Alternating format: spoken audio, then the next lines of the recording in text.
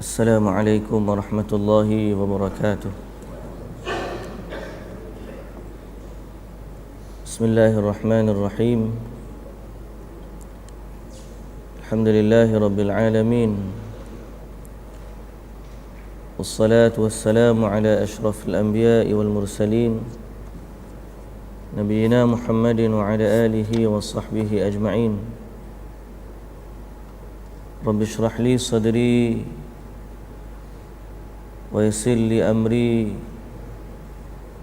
wahlul 'uqdatan min lisani yafqahu qawli. Amma ba'd, fa inna asdaqal hadithi kitabullah wa khairal hadi hadi Muhammadin sallallahu alaihi wasallam, wa syarral umuri muhdatsatuha,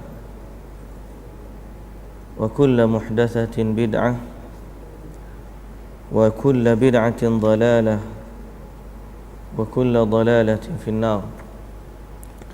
Muslimin dan muslimat, hadirin dan hadirat sidang Jumaah yang dirahmati Allah Subhanahu wa taala sekalian. Alhamdulillah, pada pagi ini dapat kita menyambung kuliah kita yang saya kira pada minggu yang lalu tertangguh dan dalam beberapa hari ini banyak kuliah kita yang tertangguh. Tapi alhamdulillah, Allah Subhanahu wa taala telah memberikan kelapangan, dan juga anak saya yang baru ni masuk hospital dah pun keluar semalam. Jadi terima kasih pada semua yang mendoakan, yang pergi ziarah dan seumpama dengannya.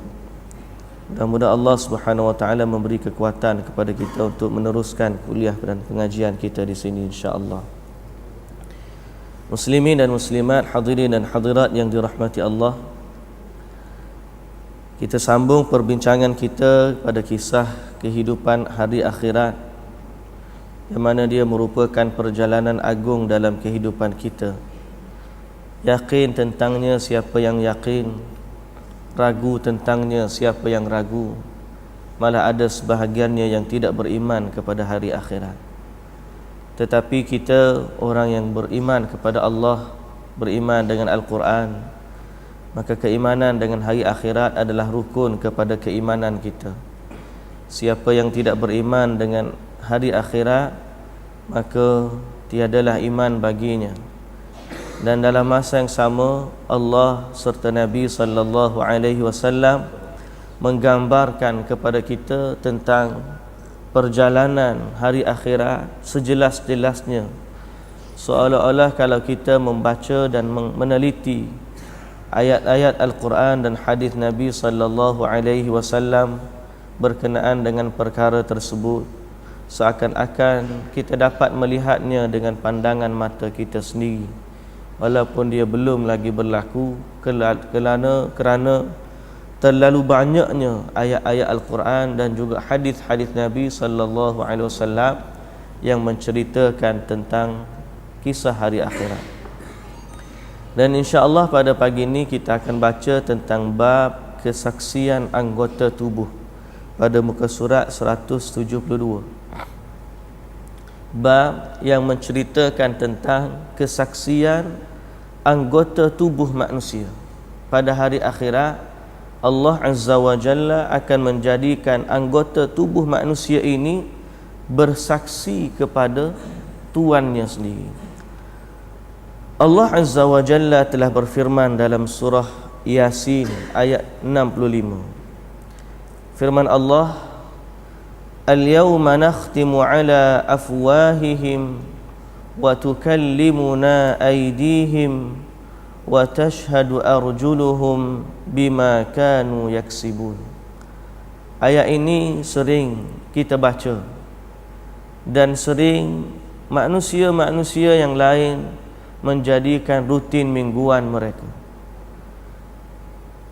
Tetapi sejauh mana manusia dan orang memahami tentang maksud daripada pernyataan Allah Azza wa Jalla ini, Al-yawma nakhtimu ala afwahihim, pada hari ini kami tutup mulut-mulut mereka.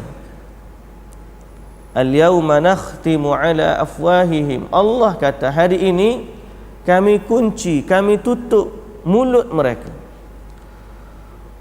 Wa tukallimuna aydihim, dan berkatalah kepada kami tangan-tangan mereka. Wa tashhadu arjuluhum, dan bersaksilah kepada kami, dan bersaksilah kaki mereka terhadap apa yang dahulu mereka usahakan. Ayat ini jelas kepada kita bahawa Allah Azza wa Jalla menyatakan tentang kisah, pernyataan dan persaksian pada hari akhirat. Kerana Allah Azza wa Jalla menyatakan kalimah wa tashhadu arjuluhum. Wa tashhadu perkataan syahid. Syahada yashhadu ialah bersaksi.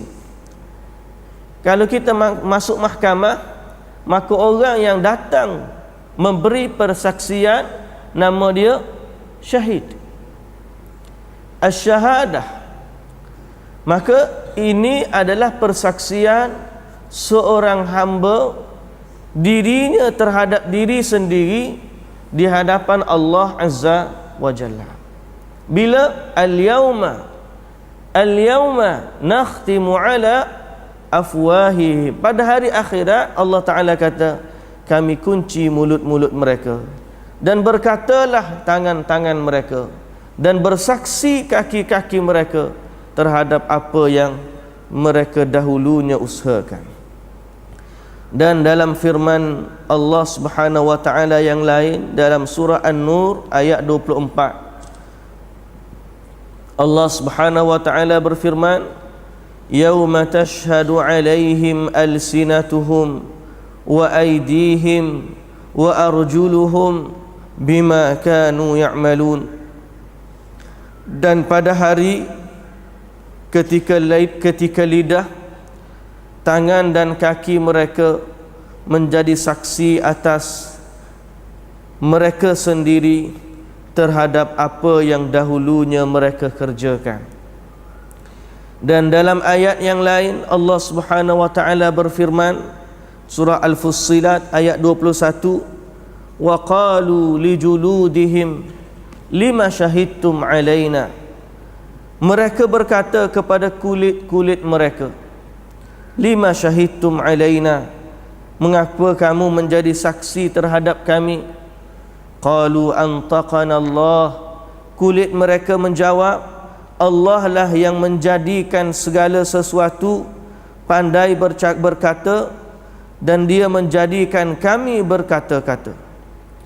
Allah Azza wa Jalla, qalu antaqana Allahu alladhi antaqa kulla syai'. Allah yang menjadikan semua berkata-kata, maka hari ini Allah menjadikan kulit berkata-kata. Hadirin dan hadirat yang dirahmati Allah Azza wa Jalla, dalam ayat-ayat yang kita bacakan ini, semua anggota manusia, tangan, kaki, lidah, malah kulit manusia, kulit yang merupakan organ manusia yang paling besar, dia berkata-kata kepada Allah Azza wa Jalla tentang apa yang dilakukan oleh tuannya pada hari akhirat kelak. Inilah bentuk mahkamah Allah. Di mana manusia nak lari daripada keadilan Allah Azza wa Jalla, tak boleh. Satu.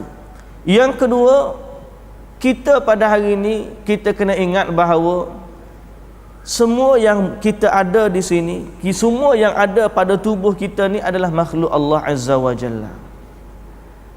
Di saat kita gerakkan dia untuk ambil sesuatu, di saat kita pukul dengannya sesuatu, di saat kita menerima sesuatu dengan tangan kita, di saat kita berjalan pergi ke mana-mana dengan kaki kita, kita kena ingat di saat kita sihat walafiat, boleh bergerak, boleh melakukan kerja kita, sesungguhnya dia adalah amanah daripada Allah Azza wa Jalla. Semua ni adalah makhluk Allah, yang mana Allah Azza wa Jalla bagi kepada kita untuk guna. Tapi di saat Allah Azza wa Jalla panggil kita di hari akhirat, Semua yang dulunya tunduk kepada kita, hari ni kita kata tangan, mu ambil gelas ni, angkat letak sebelah sini. Dia buat tak? Naam, dia buat. Di saat kita ambil telefon kita pakat, siapa yang bagi komen untuk hari ni? Arahan tangan dan kaki untuk bergerak? Kita. Akal kita, minda kita. Sehingga manusia hari ni boleh cipta alat untuk tangan palsu pun dia boleh gerakkan dengan minda dia. Naam. Tetapi pada hari akhirat, semua anggota ini tidak lagi tunduk kepada Tuhan dia ni. Dia akan tunduk kepada Tuhan dia yang menciptakan dia, iaitulah Allah Azza wa Jalla. Kerana itu dia memiliki Tuhan, kerana itu dia memiliki Tuhan, dan dia lebih kenal Tuhan dia daripada kita. Saya baru ni duduk dalam hospital. Saya nak cerita pada tuan-tuan dan puan-puan yang dirahmati Allah Subhanahu wa taala. Semalam dalam khutbah kebetulan cerita bab denggi, jaiz kita minta untuk war-warkan tentang masalah wabak denggi dan juga penyakit yang banyak di akhir zaman. Macam-macam Ibnu Qayyim kata, penyakit ni akan berubah mengikut masa, berbagai-bagai bentuk sifat, berbeza mengikut keadaan tempat manusia itu sendiri. Kenapa? Kerana Allah Azza wa Jalla nak menjadikan manusia mendekatkan diri kepada Allah. Kerana penyakit adalah sebahagian daripada sebab Allah nak meredai manusia dan menjadikan manusia lebih dekat kepada Allah Subhanahu wa taala. Dan dia bukan satu, bermacam-macam. Walaupun manusia dah buat macam-macam cara nak menyembuhkan penyakit ni, tetapi dia senantiasa berevolusi. Penyakit, orang kata penyakit denggi dulu tak sama macam penyakit denggi sekarang. Sampai penyakit denggi sekarang ni lebih parah daripada penyakit denggi yang dahulu. Kematian yang ramai, sehingga semua cara-cara dulu kadang-kadang tak tahu nak buat macam mana. Kena sekarang ni, denggi sekarang ni. Begitulah juga bila kita ada di rumah sakit. Kita ada di rumah sakit. Saya jumpa semalam orang 2 tahun duduk dalam rumah sakit. Satu ward dengan anak saya tu. Ada seorang sejak daripada lahir. Saya tanya berapa lama dia duduk sini. Kita berasa kita duduk seminggu tu lama dah. Dia kata 600 hari. 600 hari. 2 tahun. Sampai dia berhenti kerja untuk jaga anak dia, suami ni. Dia kata dah masuk metro. Saya pun, dia pun tunjuk metro. Kita tak jarang-jarang baca, kadang-kadang baca. Rupa-rupanya memang kisah dia 2 page utama. Seorang budak kecil 2 tahun. 2 tahun tu kehidupan dia kebanyakan waktunya duduk di hospital. Kadang-kadang doktor bagilah balik nak beraya, dan hari-hari yang dia minta nak balik 2-3 hari kemudian datang hospital balik. Ada yang sampai bila doktor kata begini, tapi tengok-tengok bukan sebagaimana. Duduk diagnosis, berapa lama doktor tak jumpa punca penyakitnya. Dan sebab banyak itu baru kita duduk dalam satu ward hospital.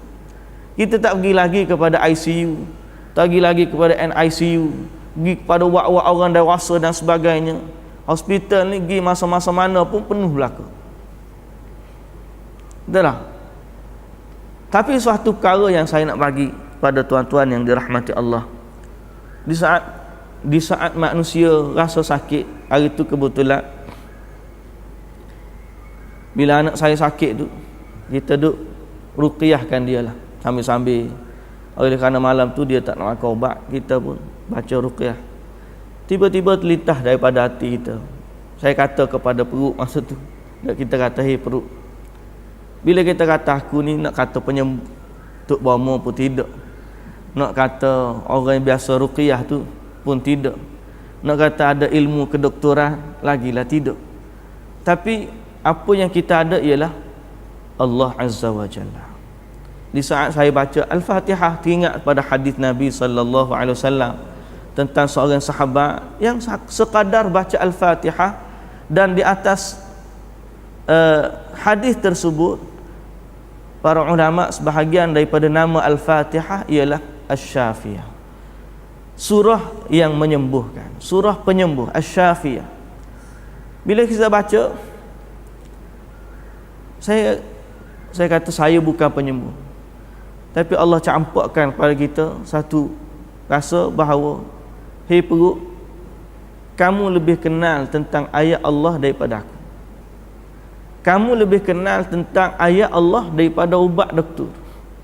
Sebab ubat tu dicipta oleh manusia, tetapi ayat ini diturunkan oleh pencipta kamu.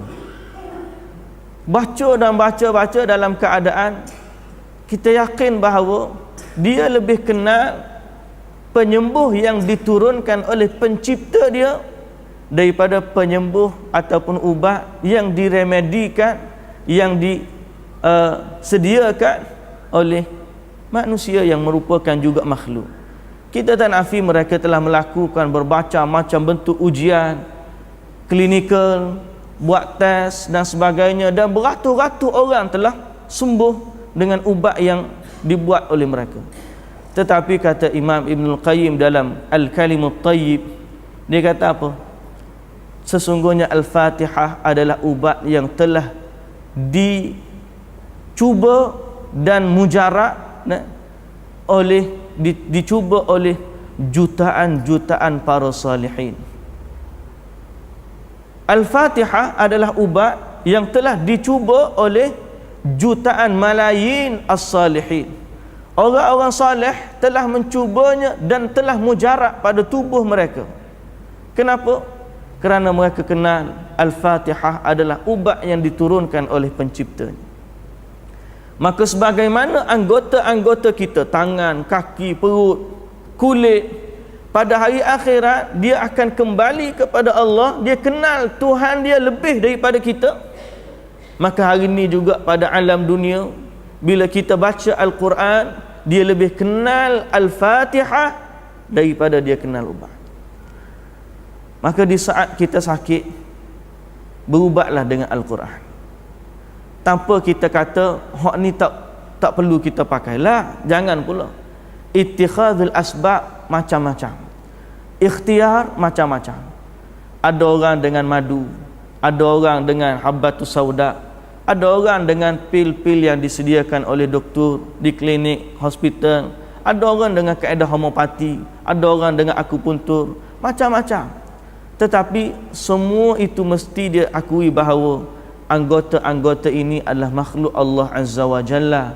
Yang sakit dan sembuh dia adalah dengan kehendak daripada Allah Subhanahu wa ta'ala.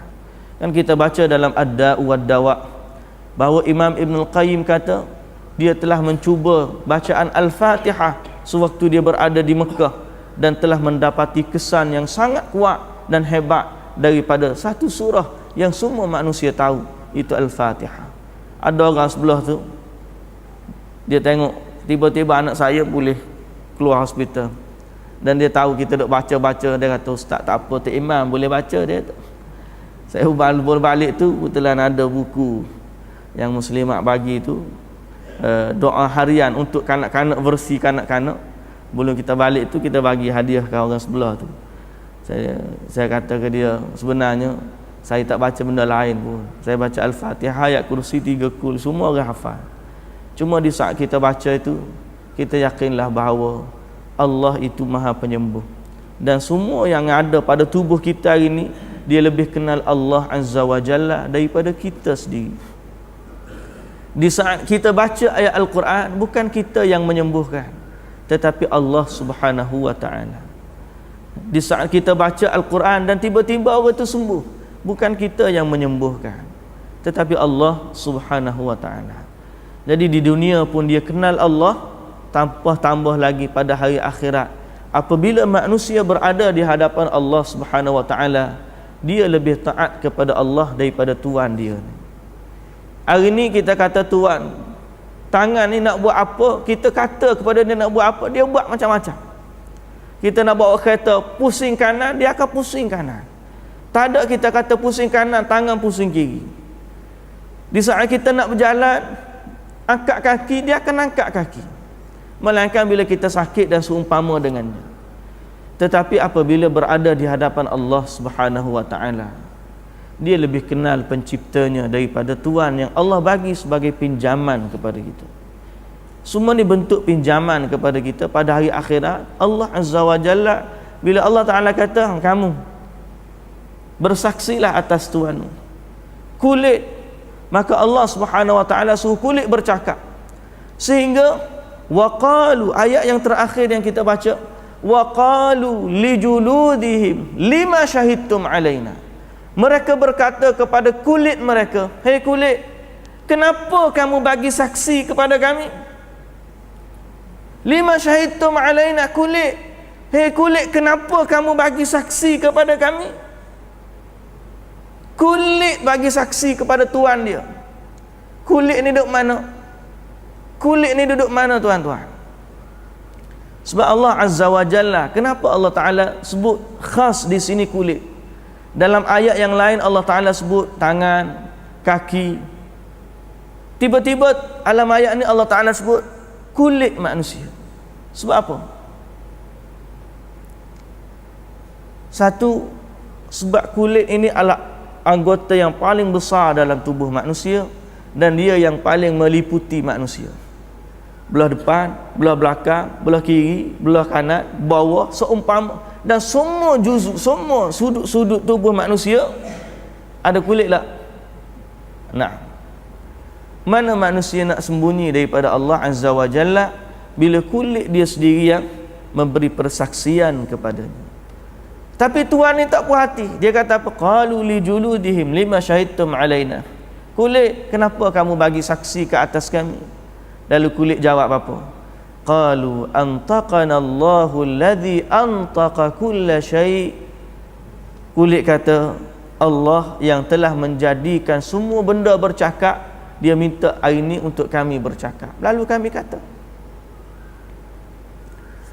Sedangkan dalam hadis marfu' dikatakan, idza khatama 'alal afwahi yaumal qiyamah, ila idza khatama 'alal afwahi yaumal qiyamah dhanna an-nas anna 'ala afwahihim al-'adhab. Apabila mulut telah ditutup pada hari kiamat, maka manusia mengira di mulutnya telah diletakkan azab. Di mulutnya telah diletakkan al-azab. Dan dalam sebuah hadis yang diriwayatkan oleh Imam Muslim dari Anas bin Malik radhiyallahu anhu, qala kunna 'inda Rasulillah sallallahu alaihi wasallam fadhahik. Nabi sallallahu alaihi wasallam, satu hari kata Anas, kami duduk dengan Nabi sallallahu alaihi wasallam. Tiba-tiba Rasulullah sallallahu alaihi wasallam tertawa. Kemudian faqulna ya Rasulullah. Kemudian Nabi sallallahu alaihi wasallam bersabda, hal tadruna mimma adhak? Kamu tahu tak daripada apa aku tertawa? Faqulna Allahu wa rasuluhu a'lam. Allah dan Rasul lebih tahu. Lalu Nabi sallallahu alaihi wasallam kata, bersabda, qala min mukhatabatil 'abdi rabbahu. Dalam kitab kita ni digunakan lafaz min mukhasamati al-'abdi rabbahu, daripada aku tertawa kerana seorang hamba berkata-kata atau melawan Tuhannya. Mukhatabah atau mukhasamah, dia berdebat dengan Tuhannya. Dia berdebat dengan Tuhannya. Macam mana dia berdebat dengan Tuhannya? Fayaqul, ya Rabbi alam tujirni minadh-dhulm. Dia kata, ya Allah, bukankah engkau akan membalas perbuatan zalimku? Dalam bahasa buku macam tu, tapi sebenarnya makna dia lain. Alam tujirni minadh-dhulm, maksudnya, ya Tuhanku, bukankah kamu kata kamu akan melindungiku dari kezaliman? Ya alam tujirni minadh-dhulm ya Allah, bukankah kamu akan melindungiku dari kezaliman? Kerana Allah Azza wa Jalla kata mahkamah Allah tidak akan ada yang dizalimi. Wala yuzlimu rabbuka ahadan. Allah Azza wa Jalla tidak menzalimi seseorang pun. Lalu hamba ni dia menghadap Allah Azza wa Jalla, lalu dia kata kepada Allah, ya Allah, bukankah kamu melindungi hamba-Mu dari kezaliman? Dia berdebat dengan Allah Subhanahu wa taala. Fayaqul bala. Allah Azza wa Jalla pun jawab, benar. Allah Azza wa Jalla jawab, benar. Jadi tolong tukar ayat tu, takut kita salah faham. Ayat dia kata, ya Allah, bukankah engkau akan membalas perbuatan zalimku? Dah, dia minta dengan Allah, alam tujirni minadh-dhulm ya Allah, bukankah engkau melindungiku dari kezaliman? Yakni pada hari kiamat seorang manusia minta keadilan dengan Allah. Fayaqul, Allah jawab, bala, na'am, benar, aku akan melindungi orang daripada mana-mana kezaliman. Tidak ada yang dizalimi pada hari ini. Fayaqul, maka hamba tu berkata, fa inni la ujizu ala nafsi illa syahidan minni. Lalu dia kata, hamba tu kata, kalau begitu aku tidak akan membolehkan ada saksi atas diriku selain saksi dariku sendiri. Aku tak nak orang lain jadi saksi untukku. Kamu tanya, aku nak jawab sendiri. Maknanya tak nak terima saksi lain. Kamu tanya, cukup dengan aku saja ya Allah. Aku beritahu apa yang aku buat.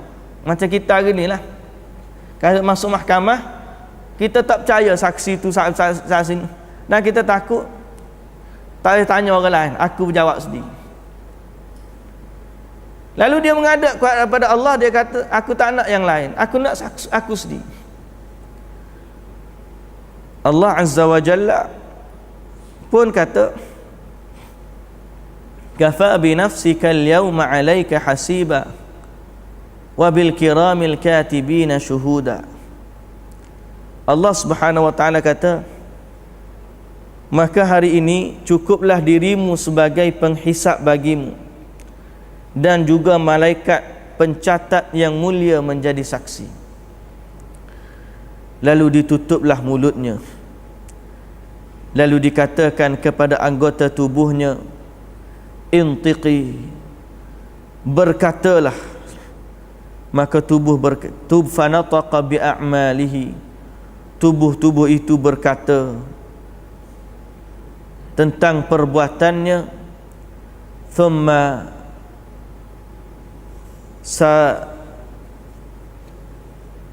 intiqi thumma yukhalla bainahu wa bainal kalam. Qala fayaqulu bu'dan lakin wa suhqan fa'an kuntu unadil. Kuntu unadil. Lalu bersaksilah tubuh itu. Thumma yukhalla. Yukhalla ni di dalam buku kita sukhalla, tukar.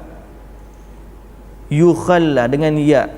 Yukhalla, apabila tubuh ni sudah bercakap-cakap, kemudian Allah bagi mulut ni berkata-kata balik. Lalu setelah anggota-anggota tubuhnya selesai berbicara, hamba tersebut pun berkata kepada anggota tubuhnya, dari dekat dan jauh aku akan melawan kesaksian kamu. Dari dekat dan jauh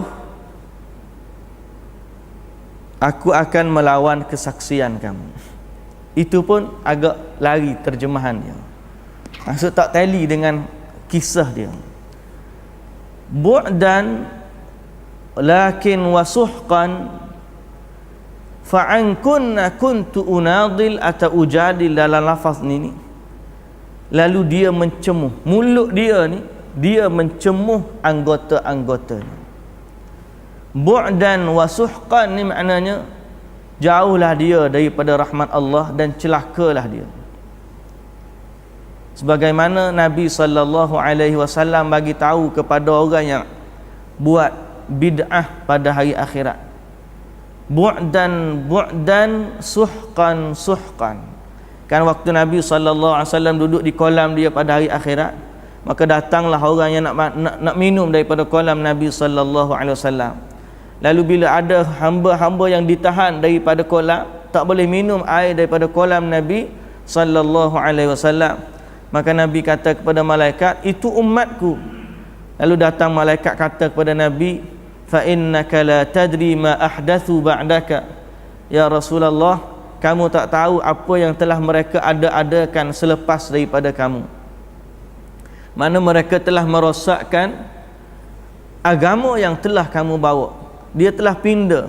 Fa innaka la tadri ma ahdathu ba'daka. Kamu tak tahu apa yang telah mereka pindah daripada urusan agama kamu selepas kewafatan kamu. Lalu bila Nabi dengar begitu, Nabi kata, bu'dan suhqan. Jauhlah dia, maka celaka dia. Ataupun suhqan, bu'dan. Saya lupa antara mana yang dua tu. Tapi itulah perkataan yang disebut bagaimana Nabi SAW menjauhkan orang itu daripada kolamnya.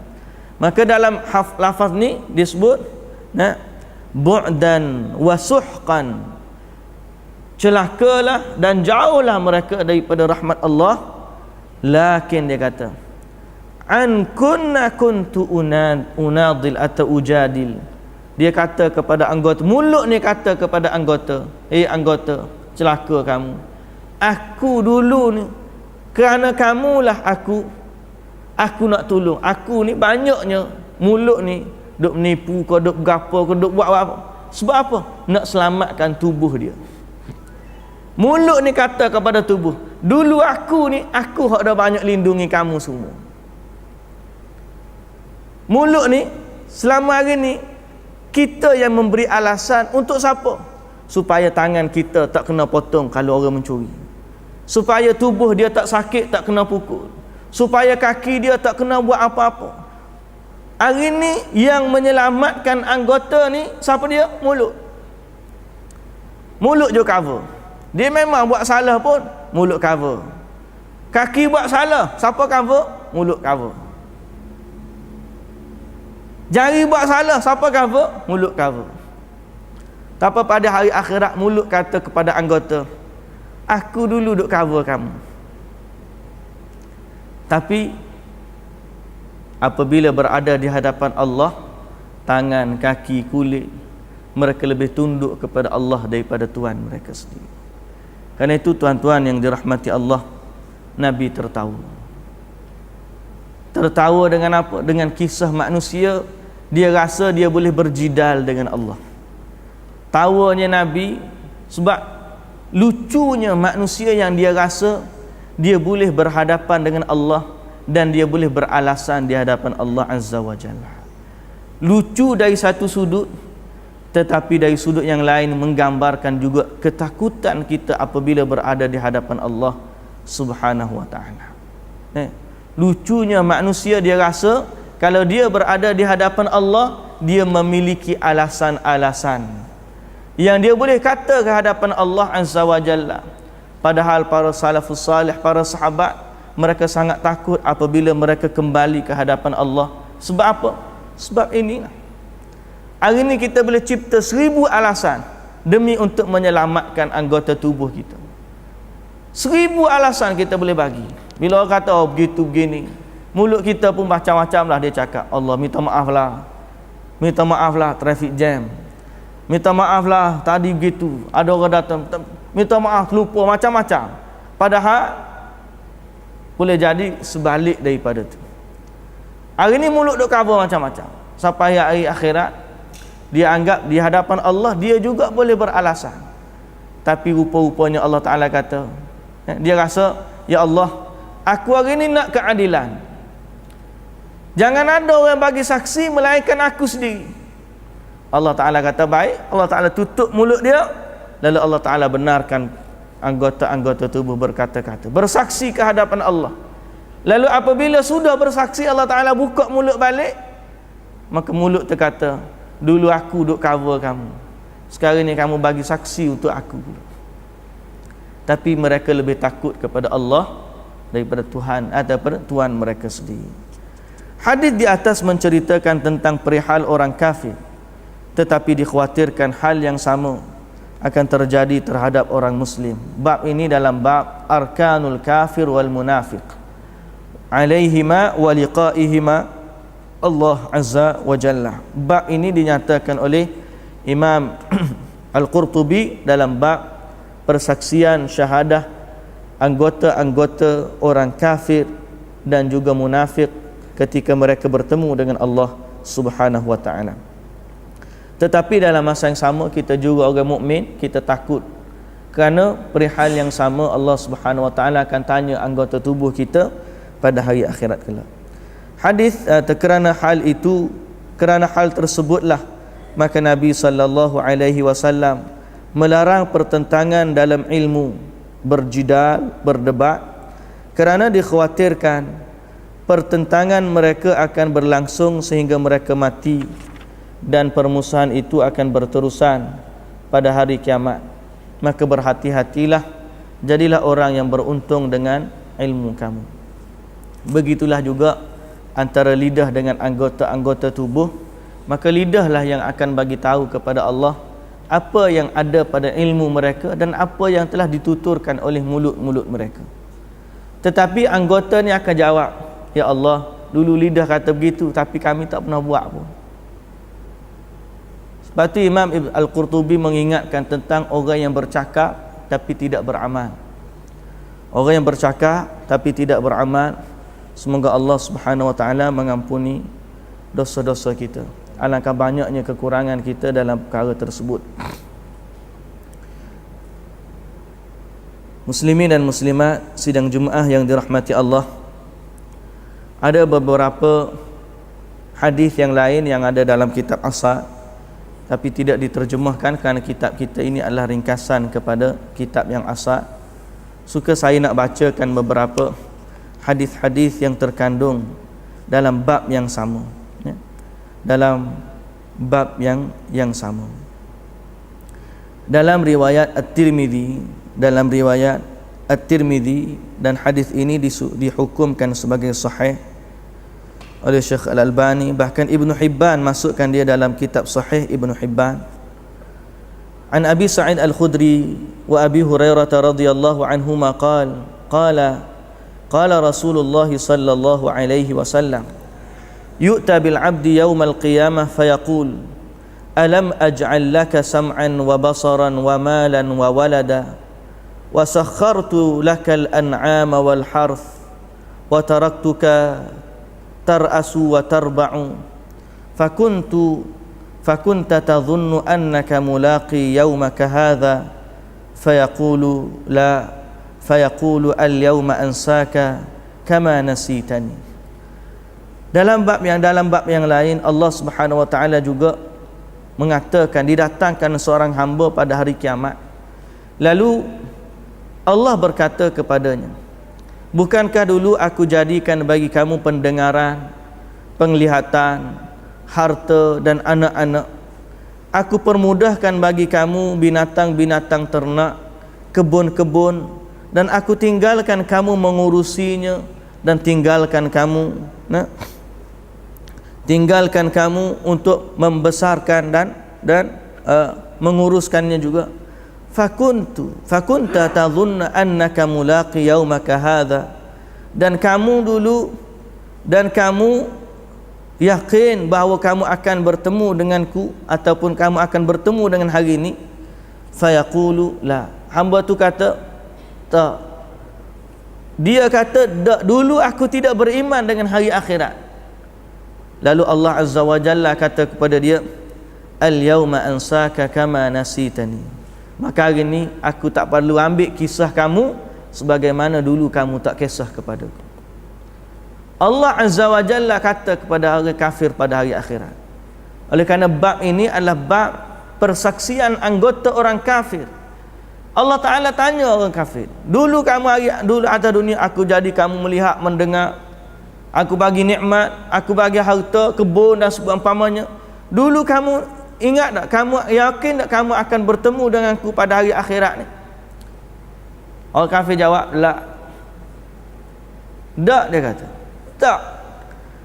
Lalu Allah Ta'ala kata, kalau dulu kamu tak kisah kepada kami, maka hari ini kami tak kisah kepada kamu. Dalam riwayat Al-Imam Al-Bukhari dari Anas bin Malik, anna Nabiy sallallahu alaihi wasallam qala, "Uja'u bil kafir yawm al-qiyamah, fayuqalu lahu, ara'aita law kana laka mil'ul ardi dhahaban, akunta taftadi bihi?" Fayaqulu na'am. Fayuqalu lahu, qad kunta su'ilta ma huwa aysara min dhalik. Pada hari akhirat didatangkan seorang kafir di hadapan Allah pada hari kiamat.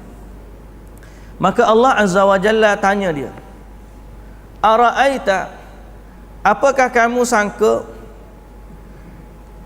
apa pandangan kamu kalau kamu ada seisi bumi daripada emas? Kamu ada harta seisi bumi daripada emas, mil'ul ardi dhahaban, ada emas seisi bumi, banyak harta atas bumi ni semua hak dia belaka emas, lebih pada Qarun lagi. Tapi kalaulah dia ada, tak ada orang yang ada begitu, tapi kalau dia ada, akunta taftadi bihi, kamu nak bayar tak untuk Allah lepaskan kamu daripada azab ini? Allah tanya orang kafir pada hari akhirat. Tengok azab depan dia berada di hadapan Allah. Allah Ta'ala tanya dia, kalau kamu ada emas seisi bumi, kamu nak bayar tak untuk tebus kesalahan kamu, nak tebus daripada azab Allah Azza wa Jalla? Fayaqulu na'am.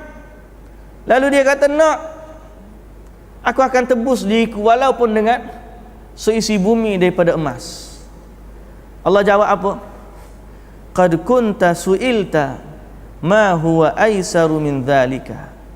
Dulu kami minta benda yang tak sampai pun seisi bumi, lebih kecil daripada tu, tapi kamu tak bagi. Hari ni kalau kita nak selamat daripada azab api neraka, Nabi kata apa yang boleh menyelamatkan kita daripada azab api neraka? Sebelah biji kurma je. Nabi kata, ittaqun nar walau bisyiqqi tamrah.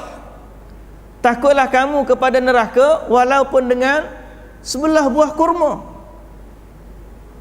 Sebelah buah kurma pada hari ini lebih besar manfaatnya daripada emas seisi bumi pada hari akhirat. Qad kunta su'ilta ma huwa aisaru min dhalik. Kamu telah diminta untuk selamatkan diri kamu pada hari akhirat dengan benda yang lebih kecil daripada emas seisi bumi.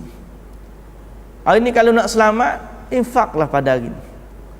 Jangan tunggu pada hari akhirat, jangan tunggu nak mati sehingga kita sangka orang-orang yang menerima harta pusaka kita, dia yang akan tolong infak untuk kita. Lah,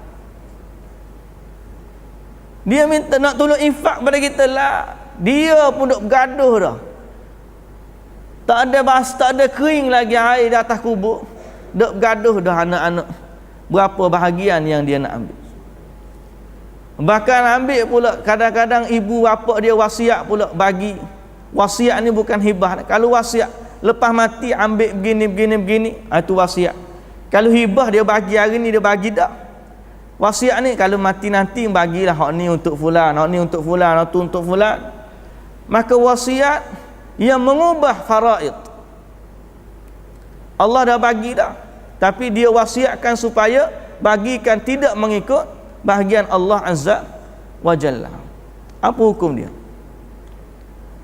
Lalu ditaati pula wasiat itu sehingga anak-anak berhukum dengan hukum selain daripada hukum Allah. Sebab apa? Sebab wasiat daripada orang tua dia. Apa hukum dia? payah pula. Sebab tu harta di saat kita hidup, inilah kesempatan untuk kita tukar dia menjadi aset akhirat. Sebelah biji kurma pada hari ni lebih baik daripada seisi bumi, daripada emas pada hari akhirat kelak. Innal ladzina kafaru bi ayatina, bukan? Allahumma salli ala Muhammad. Ayat dalam surah Al-Maidah, Allah Subhanahu wa taala sebut cerita yang sama, tentang bagaimana orang-orang kafir apabila mereka ni nak tebus diri mereka, tetapi apa yang Allah Taala jawab, innal ladzina kafaru law anna lahum ma fil ardi jami'a. Orang kafir, kalau mereka ni ada semua benda atas dunia, wa mithlahu ma'ah, dalam ayat ni Allah Taala kata dan seumpama dengannya, 2 kali ganda bumi. Surah Al-Maidah ayat 36. Surah Al-Maidah ayat 36, Allah dah sebut, innal ladzina kafaru law anna lahum ma fil ardi jami'a wa mithlahu ma'ah. Kalaulah mereka ni ada seluruh bumi ni milik dia belaka, wa mithlahu ma'ah, dan dia ada seumpama dengannya, liyaftadu bihi min azabi yaumil qiyamah, untuk mereka tebus diri mereka pada azab hari kiamat. Apa Allah Ta'ala kata? Ma tuqabbila minhum, Allah Ta'ala tidak akan menerima daripada mereka. Sampai di hari akhirat, tebuslah dengan banyak mana sekalipun, tidak akan sama nilainya dengan sebelah buah kurma di dunia. Sebab apa? Sebab hak ni sikit pun masih lagi waktu untuk beramal. Di sana banyak pun bukan lagi waktu beramal.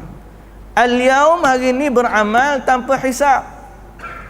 Esok, itu pada hari akhirat, hisab tanpa amal. Hari ni walaupun kita boleh infak sebelah buah kurma, waktu-waktu beramal ada lagi. Macam ginilah kita ni kalau main bola, kalau main bola sebelum tiup whistle tu, sebiji gol pun tak apa dah. Tapi dah tiup whistle, dia sombak lah 100 biji gol pun, masa tu whistle dah tamat dah. Sebiji gol dalam waktu perlawanan lebih baik daripada 100 gol waktu latihan. Betul tak? Tak ada tu ketua MU fan club, tak ada oleh hari ni.